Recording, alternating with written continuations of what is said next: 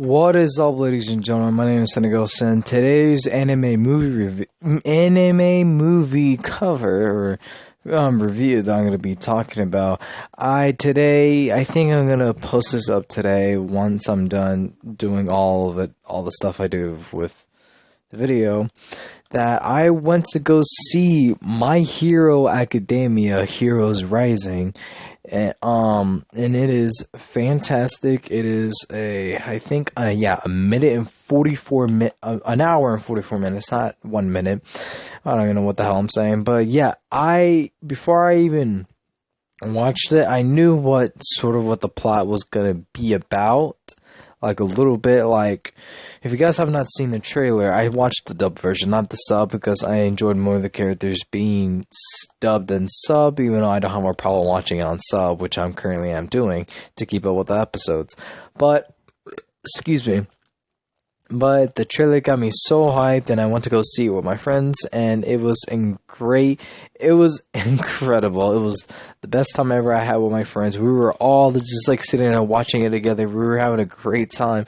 We were like freaking the fuck out and like getting overly excited for literally the smallest and stupidest shit ever. But we were just kicking back and everything. So, in the trailer that shows, and I think it was in, Funimation's, that, the class of, Class 1A, the students, they were going to this remote island with people, with like 1,000 people, and then these villains just come into the island, and then, there's more context behind that, but I'm gonna get to it. And yeah, all the heroes there are there the Class 1A students are there just, protecting people and whatnot. But yeah, and then at the end, I think that's when Deku says that he was gonna use 100% of his power, and I'm like, yo, bet, like I want to see that shit, so I did. So throughout the whole entirety of the movie, it was just fantastic. It was enjoyable, and like, my goodness, the fucking animation was just so beautiful. It's just really, really beautiful. I do not know how the fuck they topped, what was it? They topped I think it was My Hero Academia, let me see. Yeah, My Hero Academia 2 Heroes. They topped that one off with this, and I'm like, damn, they can make a couple more, and my happy ass will watch and fucking get amazed. They topped it. I feel like they did so good in the animation here. It was like fan-fucking-tastic. So, spoilers, I'm gonna say a lot of shit, and if you don't want to hear it, don't. Just click off the video. If not, then I'm gonna be a fucking full-ass weeb and tell you all the cool shit that I liked. So, I like the introduction, how there was just this car, truck, whatever, that was containing this guy who, more context, or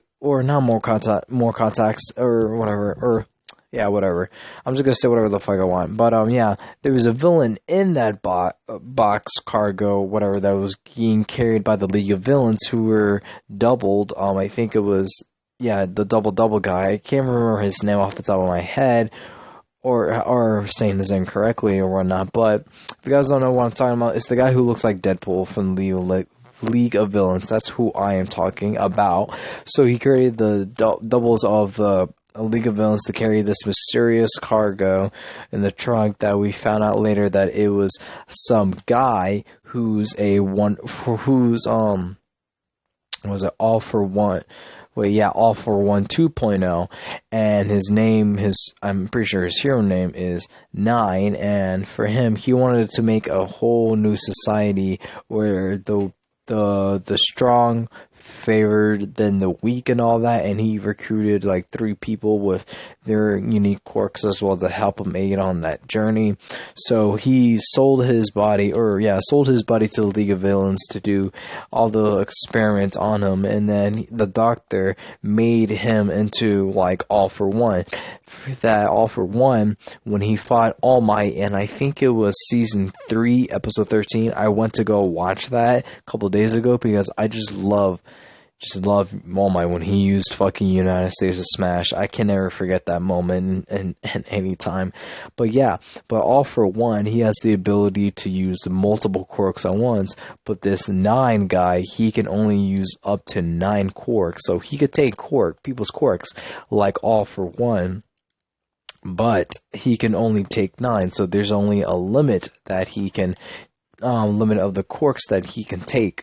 So he think throughout the anime, I think he took, or not the anime, throughout the movie, shit, I gotta say movie first.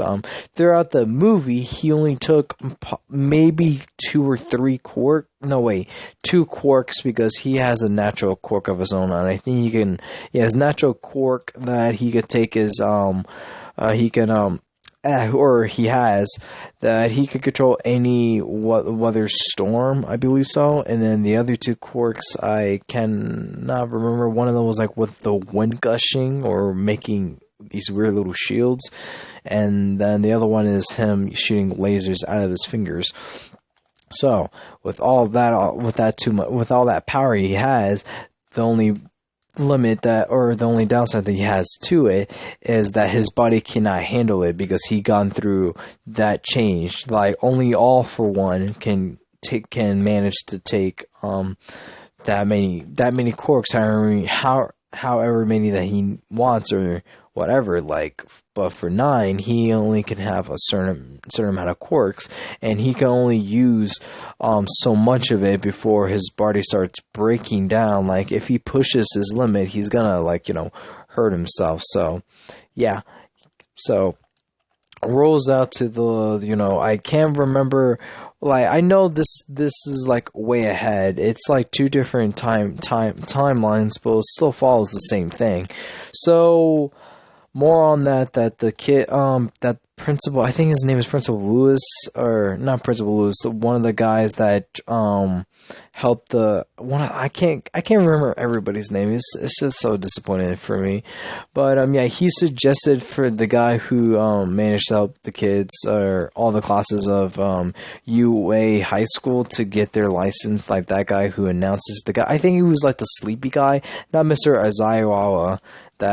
He just wants to sleep. But yeah, that one guy who slept through like the heroes getting their pro license or something like that, he decided to offer to Principal Lewis, the rat guy who's really, really smart, that they should have class 1A to be in this island. I can't remember the island at the top of my head, but he suggested for them to be in that island to avoid throughout the crap they went through with the League of Villains targeting them, and that they can just give a little bit of hero work on their own, like helping out the people in the island for small needs and everything. And I'm like, okay, that's cool, but bad guys, so you gotta make the plot really, really spicy. So what fits into it, there's the 9 and his crew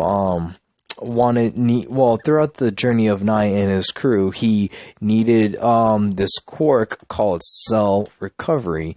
And what this quirk does, it repairs basically what I think it was Heal Girl.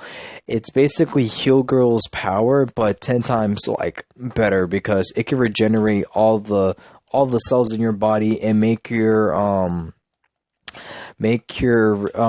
physical state like better, and that you can and it has fast regeneration as well.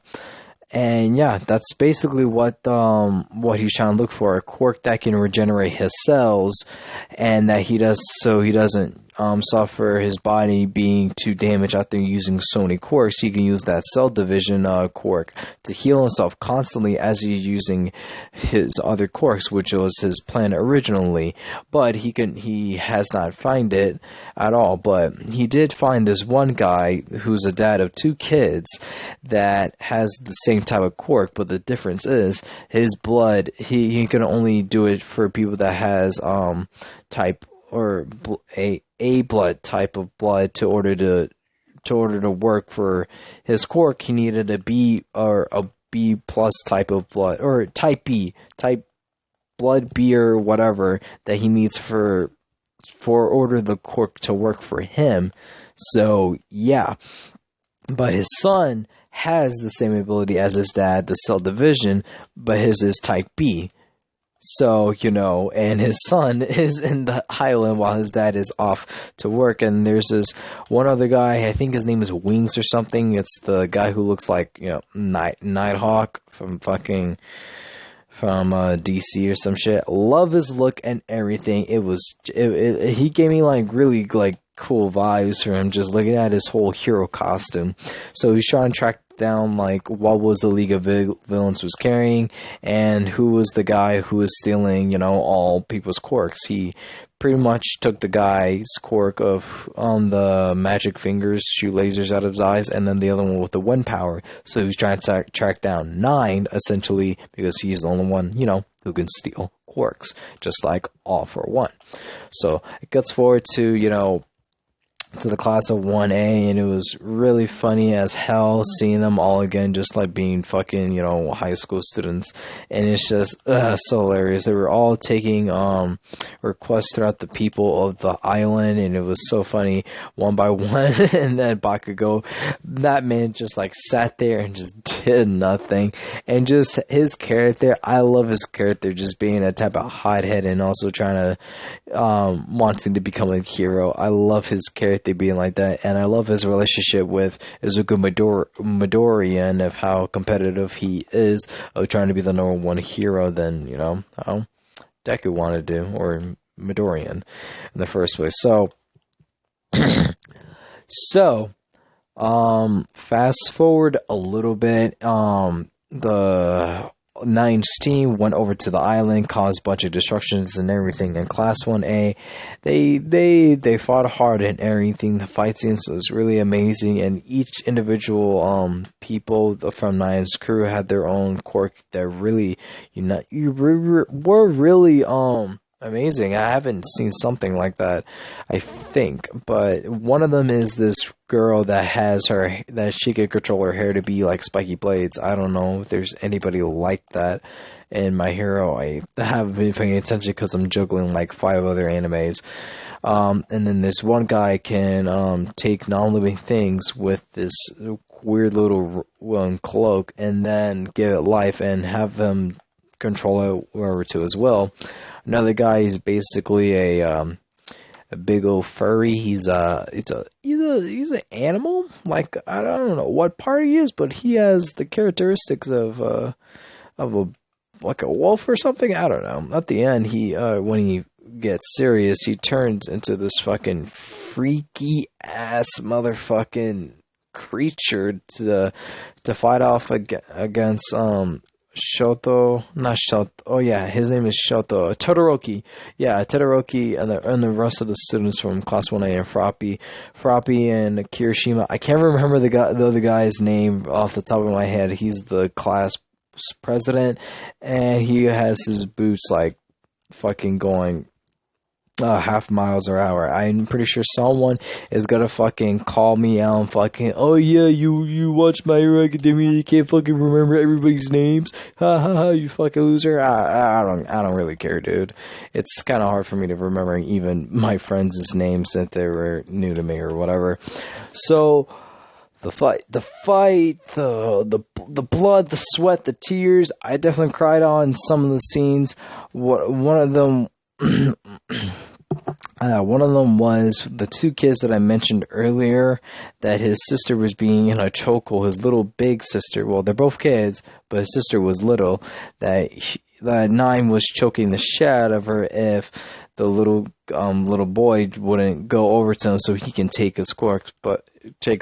Nine can't. Well, I think he can kill him, but he doesn't want to kill the kid. He just wants to take his quirk. So yeah, he was about to while Midoriya was just fucking kicking ass. And again, I think everybody knows about how Bakugo knows that Midoriya has one for all as well, or no, that he knows that. Yeah, that one. It's like I can't remember. There's just like so many I want to tie in all together, but it's just like I want to try to limit myself as much as possible. So then, the two duos fighting side by side was really fantastic, and I really enjoyed both of them. And again, their chemistry and their rivalry against each other just makes them well entertaining to watch side by side together as sort of friends. I don't know if Bakugo sees them as a friend, but I count them as both of them as friends, and then as rivals at the same time.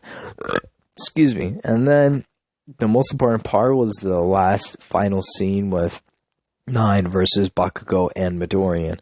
So it was really great seeing them again. Like, the animations in that fight scene was beyond it, like, go beyond plus ultra, dude. Like, it was fucking amazing. But there was this one part that, like, I genuinely felt tears on my face, and so did my friend on my left. She loves My Hero Academia a lot more. She buys merches, she does cosplays and everything. Like, I don't have a problem with that, but she loves it a lot more than I do, even though I think that anime is one of my, I guess, top five friends with, or top five anime with good characteristics, well, not characteristics, with the whole power of friendship and everything. So there goes to a point where Midoriya and Bakugo was stuck on. Oh wait, Nine has another quirk as well. I forgot. One of them was like this weird tentacle thing he can pop out of his back. Kind of weird, not my fetish.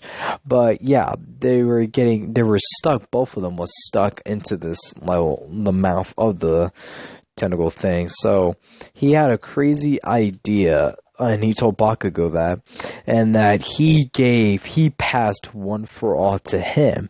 And I'm like, bro, like, there's no way. There is no fucking way in hell. Like, why would he do that? Like, bro, I was at the edge of my seat. Because before all that, bro, I was way edge of my seat when I saw Midoriyan use 100% of his power. I'm like, oh shit, things are about to go down really, really hard.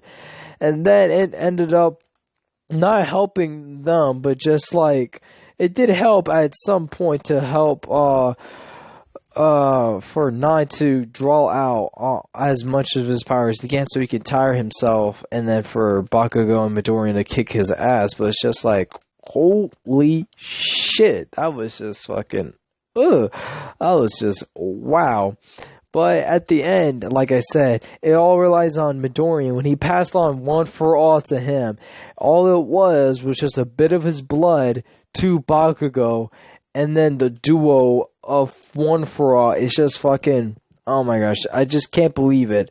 So, because Midoriyan, or Deku, or whoever you want to call him, he thought the best way to fight him, not only for one for all, but for two One for Alls to kick his ass. And like, damn, like, Midoriyan made that sacrifice to make sure everybody will be alright. He chose to give up his quirk to keep everybody safe from harm. And that's just something that All Might, when he told All Might that after the whole fight, he was just proud of him as well, and I was as well. I was just, it was just amazing, man. But when that happened, when both of them, were able to use One for All, One for All 100%, because, if you use One for All 100%, your arms are going to be kind of fucked up, which would happen to Bakugo.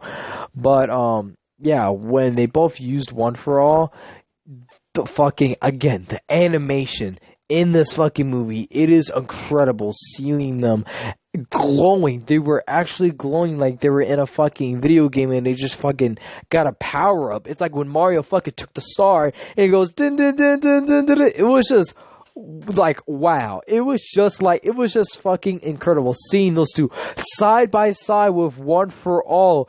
and fucking they were just fucking glow. Oh my gosh, they were fucking glowing like electricity and Bakugo's fire or explosives in the way.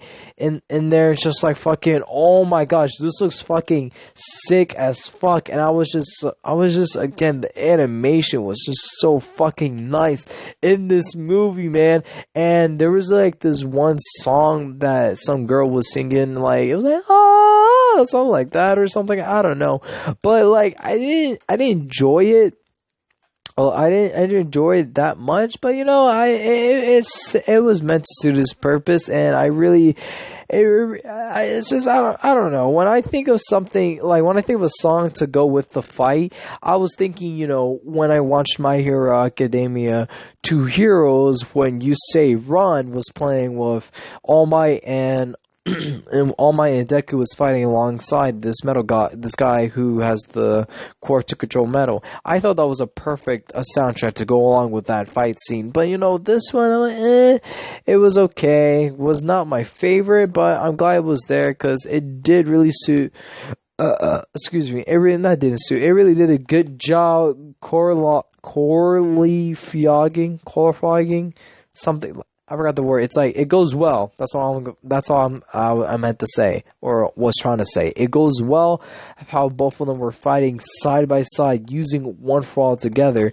And Deku was, oh my gosh, again, he was really sure, and he repeated, I think All Might's words to the kid about he can also become a hero. And I'm like, oh my gosh, it's so fucking inspiring. It's so fucking inspiring, bro. I'm just crying so much from that. It's just fucking amazing, man. And then, like, the weirdest thing is when all settles down, when fucking All Might checked on Midoriya and Bakugo, he told them again that he gave it to Bakugo One for All, and that he was proud of him and everything. The weirdest part is that he somehow still manages to have One for All. Deku managed to still keep his One for All, and Bakugo's One for All is just completely gone. So the theory, or what they said in the movie, was that Bakugo was unconscious, so he doesn't remember receiving All for One. So that time when he and Deku was both fighting with 100% of the power using One for All, he did not remember that whole entire fight in the first place. He woke up conscious and he's like, what the hell happened to my arms? And I'm like, oh my gosh, back again with his usual personality. And it's just I don't know. I didn't think that was a good explanation, but you know, it suits his purpose, you know. So I'm not really that like that disappointed of how how Deku still has his quirk and Bakugo doesn't, even though they both fought with it, you know. Like, that's what I was trying to figure out after when All Might showed, or not All Might, when Deku was unconscious. All Might went to take a look at his arm, and it still showed the power of One for All in Deku. So it's like, what? Like, how is that even possible? I was just trying to think like that. I'm like, that's really weird. But nonetheless, he still has his One for All, even though he got rid of it to help people. It's just, that's just what a true hero is, man. It's just, wow, it took a lot of guts from him, because he wanted to become a hero so badly, but he was quirkless. But now that he is given the ability to become a hero that he always imagines, and he wants to give that up, the only power that he has, to order to save people, was just like fucking very, very heroic. Like fucking dude, proud of Deku, man. Just like, I don't want him to fucking do that again. Like, I don't want him to get rid of his fucking quirks, just like Deku. Don't.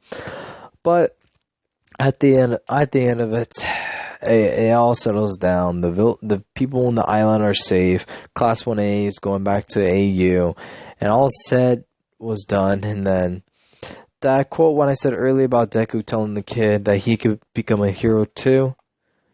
What a good way to end it off there. I was fucking I was clapping so hard and aggressively because like fucking it was beautiful, bro.